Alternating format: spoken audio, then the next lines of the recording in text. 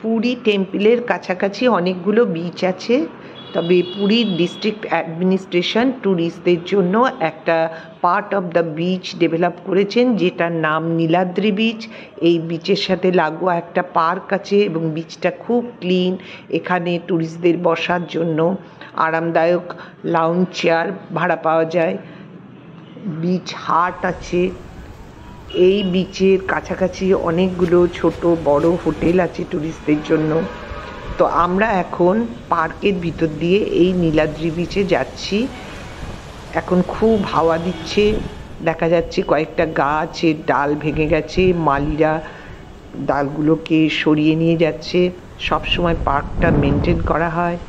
তো বন্ধুরা, এখন আপনাদের সাথে এই নীলাদ্রি বিচটা শেয়ার করছি। Niladri beach blue flag golden বিচের একেবারে পাশে এবং এটি শ্রী জগন্নাথ মন্দির থেকে প্রায় 1.5 কিলোমিটার দূরে। এই বিচে প্রবেশ করতে কোনো এন্ট্রি ফি নেই।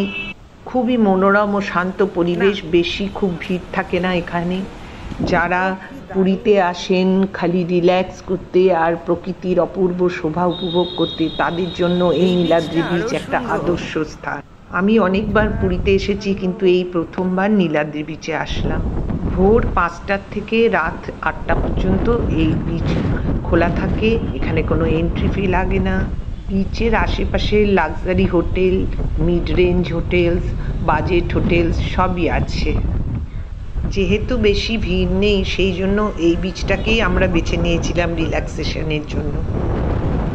বেশ কিছু ইনস্টলেশন আর্ট দিয়ে এই বিচটাকে সাজানো হয়েছে, সেগুলো দেখাচ্ছি বন্ধুদের। মাছ, কাঁকড়া, তারপরে কয়েকটা গাছ,